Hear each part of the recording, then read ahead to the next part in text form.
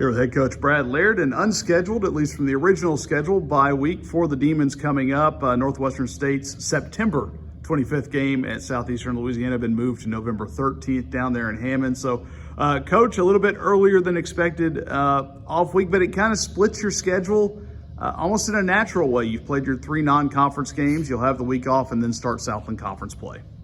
Yeah, I think when you originally look at the schedule, the opportunity to go right into conference play. But now as, the situations from the hurricane, it's coming at a good time. I mean, I think now that you look at it, you're always looking for the positives and things. And I think, we've gone through the first 3 weeks of non-conference, time to kind of evaluate where we are, look in the mirror as coaches and players, starting with me. What are the things that have we done well? What are the things that we need to improve on? And be able over the course of the next 2 weeks, get ourselves ready to be able to open up conference play.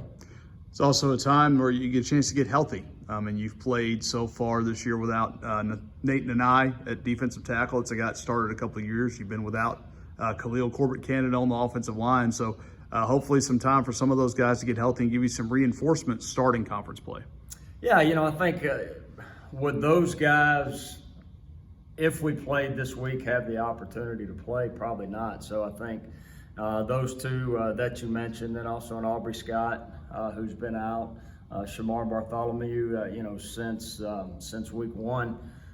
There in the second half against North Texas. So, not only the guys that we have that's going through the first 3 weeks that has the bumps and bruises, that to be able to get them back to 100%, but also the guys that have not had the opportunity to play. And I think, as we go into conference, have a chance to be as healthy as we've been all year. The Purple Swarm, tough first quarter on Saturday night, but it's kind of been the same thing the last couple of weeks. That maybe that first couple of drives, and then all of a sudden they settle in and they look really good for about the middle 40 minutes of that game. What's from you're a former defensive coordinator. What have you seen from that side of the ball and their ability to make adjustments? Well, I think Saturday, you take the first 3 possessions. I think they had 25 plays for 229 yards. In the second possession, we were able to get the takeaway down inside the plus 30.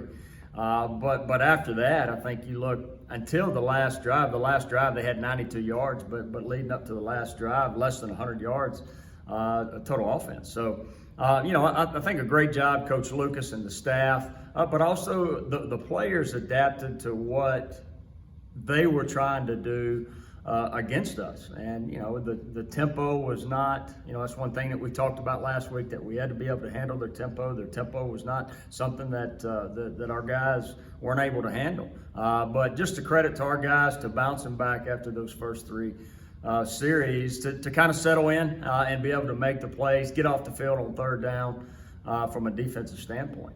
Offensively, we've talked about it after week 1. We talked so much. You mentioned Aubrey Scott earlier, Scooter Adams. Those 2 guys in the spring drove your running game. Now you're seeing it from other parts. The quarterback run game was a little more important Saturday night. And Curtis Williams, 2 of the 3 weeks so far, has established a career high for him in terms of rushing yards. A guy that's becoming more of a part of that backfield. Yeah, I think Curtis is just, speaking of Curtis, has just kind of been there, waiting for his opportunity, continue to work hard. And I think that's, those guys that are patient. It doesn't come whenever you want it to. And for him, he's taken advantage of those opportunities. Just from an offensive standpoint, going back to Saturday night is, we talk about take advantage of opportunities, but in the red zone, we're in the red zone 6 times, and we score 1. And then another stat: there's 9 times we were inside the plus 30, and only 2 times we scored. So we're leaving so many points out there, and it's a combination of factors. Whether it's been the kicking game, where you don't take advantage of getting points, or not making the correct decisions down there in the red zone. For you guys, you get a chance to take this week off. What do college football coaches do during the week off? I mean, obviously you'll have your practice, you have recruiting on Friday nights.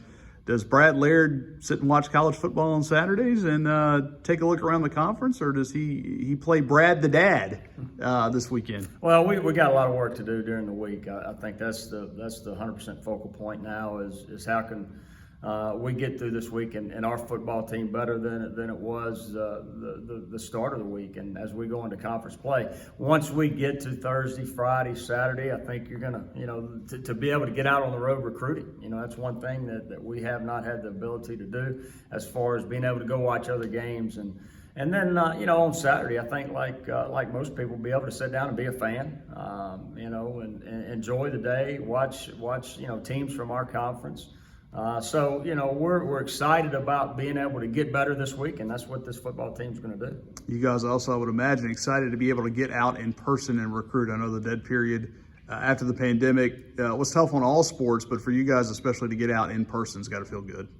Yeah, I mean, it's to be able to see them play on Friday nights, or Thursday nights if it's a junior college, to be able to watch them in person and.